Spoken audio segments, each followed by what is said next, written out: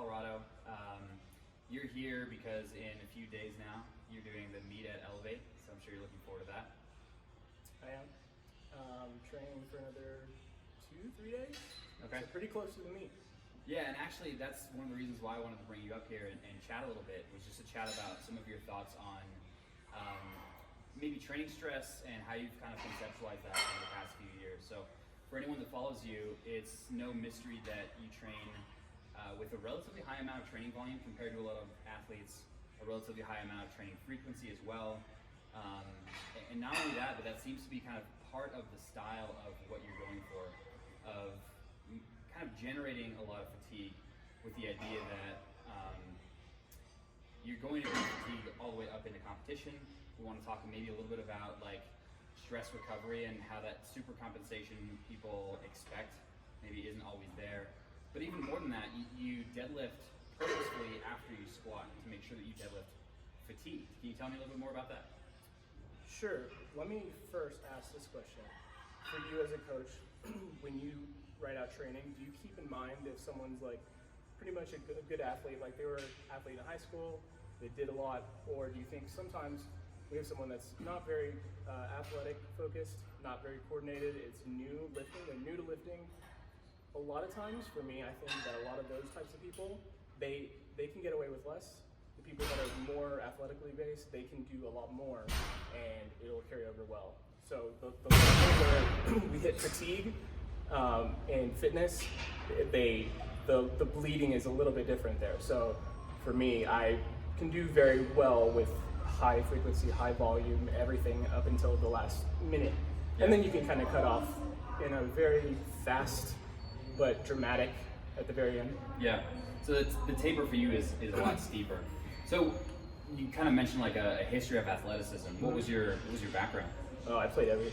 Okay. Track, basketball, baseball, football, everything. Yeah. Except soccer. Okay. But football, that was big. I mean, Texas. Yeah. So I'm wondering if that concept that you're talking about is like, it's almost like added training experience before you've ever even gotten introduced to powerlifting. So you kind of have a higher training age, so to speak. What I would say is like, the reason why I brought that up in Texas, like the high school teams, like a lot of people listening that keep up with like high school football, we have like South Lake Carroll High School, which is like one of the best football teams in high school like period ever. Yeah. And they run you through the dirt. Yeah. It's like kind of basically, you get hurt, oh well, we got more people. Like the talent pool is huge. Yeah. So like they don't really even care. Mm-hmm. So it sounds like rough, but I think like Russians and like some over there, they put them through hell. Yeah, it's true. Like there's this focus on like the group over the individual, right? And it works. Yeah. It definitely works. And the reason why I say is like we did like running, sprints, everything all before lifting weights. Mm-hmm. So it not ideal no matter what. Yeah. But I think people that have like a base of that, they already have a very good tolerance of what, hey, I can handle this. Oh, I can do that. Yeah. It's not a big deal. I can push through a little bit of pain. So for me, that is how I train myself. Yeah. I don't necessarily think everybody should be training like that, but I think there are definitely people that have a good talent base, athletic, those types of people. I think they can push a little bit more. Yeah. Yeah. We've had talks about it with you too. I think you personally don't particularly like to do that stuff, and you've had great success either way. But I think if you did it, I think if you put yourself through it, I think you'd still succeed regardless either way. Yeah, it sounds like, so let me see if I'm understanding this correctly. It's not just that it's high volume. You also dial back the relative intensity a little bit as well. Mm-hmm. So like you might be doing sixes, whereas I might be doing 75%. A lot of your work might be a little bit lower, but you're accumulating more of it in total, and probably also doing more per week too. Whereas I might be doing like 3 sets per training session, and then only doing that a few times per week. For you, it's not only more per session, but more frequently as well. Relative intensity is for sure something that's more important, I think, overall. Like, what's your bench frequency? You bench 3 times right now. a week? Yeah. You probably have a little bit higher relative intensity than I do. Like back down volume that I do is very light usually. Yeah. But I think all of it's so person to person. Yeah. But I think people don't give themselves enough credit on what they can do after they adapt to it. Like people that go through kind of this, like what we're talking about, where we do this for a couple of weeks and they say, oh, I can't recover. And you can't recover now. But will you be able to recover in 3 weeks, 4 weeks if you do this consistently? Maybe you need to start back and dial it back a little bit more. But I think a lot of people can do more than what they think they can. So is that message just about the fact that a lot of people are just kind of like training lazily, or they just don't know what they're capable of? Maybe not a mixture of both, but I think eventually you get to a point where you should be able to understand. Like you've been training 10 years, you should be able to understand what you are capable of at the very end, right? Like how many times you have a very taxing meet prep that your coach pushed you through the ringer, and you thought, oh my god, I'm not going to be able to do it, and you have a huge crazy meet. Yeah. This happens a lot, and within 10 years of training, that's going to happen. Yeah. So then you realize, okay, maybe I can do this, and I can. That's kind of how my style was born, I guess. Yeah. Yeah. Because we did that. We did more of like me and Eric Bonhorn. We did a little bit more like pushing it and doing more volume all the way up till the meet, and it worked out really well. And something like that, where you can find out probably earlier on if you can, and you can keep that consistent for years to come. Yeah, yeah. So it really took you some experimentation to kind of land on this specific style. But I guess it's not just about training and making progress in training. For you, part of the message is about how you intend to compete in the competition. So if we know that you're deadlifting and you're going to have to squat before, then why not train that way as well? Yeah. So that's a good thing that we could talk about is the deadlift specifically. Like for me, this prep, I didn't start pulling close to like my max of what I could potentially on a good day until like this last week. This last week I deadlift 752. Yeah. My meet best is 760. Yeah. So if you do that after all this squat work, a lot of interference from a ton of different stuff, and if you raise that baseline over the course of 6 weeks, even if it starts low, it starts way low for what, okay, if I can deadlift 760 fresh, well, pulling 700 at 10, maybe that's where it is now, but over the course of 6 weeks, it'll definitely, you can I say this carefully, you can force that, like the build, the progression over the course of 6 weeks by keeping yourself at a specific level and staying, a specific RP. Right. I give the example of RP 10 because to show that even that is like based off a percentage. Like if you think of like what you are at a fresh, like great day, like you have a meet max of 760, right? But after squatting, after all these other factors, that percentage is way lower for that day. And then people think, oh, well, I'm not even doing 680 something or 700. It's so difficult, but you have to factor in all those other things. Yeah, I get that. So does that make it easier for you then to make attempt selection plans for competition because you know like what you're already doing in training is in a fatigued state? This is the bad part, is if it's your first time doing something like that, you don't have anywhere to go from. Right. So you're like kind of guessing, and you just got to be smart about it.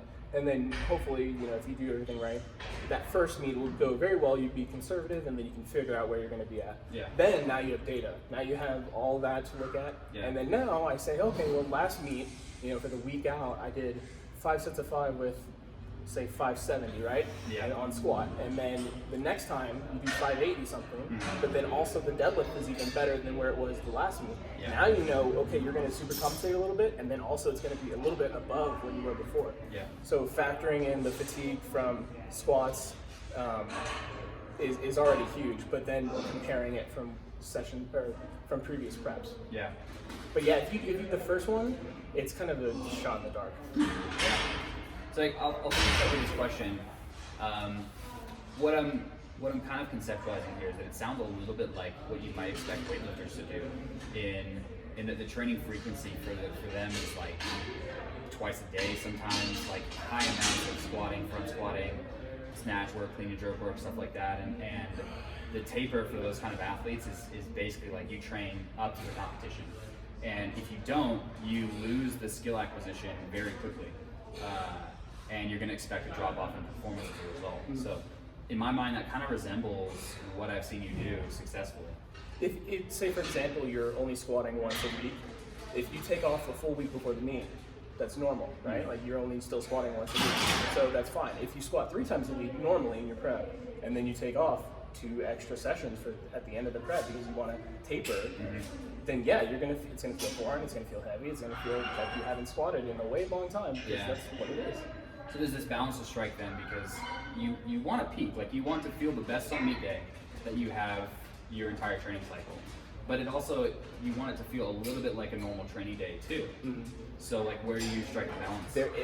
You have to find a balance, and a lot of times it's like you have to guess the first time. Yeah. So you'd be a little bit more conservative, and then the next time you know, okay, hey, I did this is everything I did. And you just got to be meticulous about like every little detail that you did, and remember that this is what I did, this is what happened, and then now you can compare it. And then usually, if you do everything else right, it's consistent.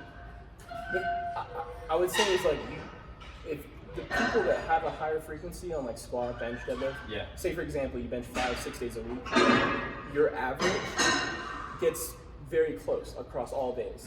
If you're only benching like twice, one day is usually a very good day, one day is a very poor day. So the more frequency you have, the higher the baseline is. And then you know that, okay, on a worst case scenario for squatting 3 times a week, this is where we're going to be at. Yeah, especially if the difficulty for the days doesn't vary from days. You know, so you don't have like very easy days and very difficult days. Yeah, and one thing you should look for is like over the course of like 6 weeks, you look at your low days from say 3 times a week squatting, and then you compare that over the course of 6 weeks. Okay, your low day probably by the end of those last 6 weeks of prep is probably where the high day was in the beginning. Right? I've noticed that myself. And if you pay attention to stuff like that, then you can have a very good guess if it's your first time doing it. Go ahead. Oh, I was gonna say the other tricky thing is like managing acute fatigue with that is like, if you are doing things very, very close to a meet, you got to be very particular on which specific days you're doing something. So if you normally squat, once, and then you have a day off, and then squat again, and then you have 2 days off, you need to make sure you know what day it's going to be on, where the meet is going to be. Otherwise, it'll that weaker day will end up being the big week day. And that's awful. I've had that happen. It sounds like you have to be kind of very in tune with your training and recovery variables too, sleep, nutrition, stuff like that. Yeah, the thing is like those things will be like a modifier to the percent of where you're at. All those little factors that you said. But the low day, it'll still be the low day. So even if you slept really good and you did all those kinds of things, it will still be lower than where you did on a bad recovery day. It's tricky. It's tricky. Well, you mentioned there's kind of a type of athlete that might benefit from this. So for people listening, can you say like what type of athlete might benefit from something like this? So someone that's not a beginner. Absolutely not a beginner. Intermediate, advanced, intermediate with a coach that really knows what they're doing. And then advanced level lifter, meaning you have very good technique across all 3 lifts, and you have a good level, you can maintain a high level of frequency for a long period of time without running into chronic like tendonitis, all that kind of stuff. And if you can do that, then those people are generally going to be the ones that fall into that category. The people that are also, like I said, the athletes that were athletes in high school that did all this other stuff. There's a reason why Texas, like high school football and powerlifting, we have a lot of strong powerlifters, and we're like bred to be like that. I'm not even trying to like. No, it's no joke. There's insane talent. The number, if you look at the number, like in the database, it's a lot of people. It's not just the number of total athletes competing, but the talent of those athletes too. It's super high. Like where all the gyms where I go to, like it's not, to see someone like an 83 squatting 600 for a few reps is like not normal. That's not normal across the United States. No, that's really not. There's like specific gyms of, that gym has these people, and it's like, no, every gym in Texas is like that. It really is. Well, Chance, thanks for taking the time, man. I look forward to the competition and chat to you later this week. All All right. Sounds good. Thanks, dude. No,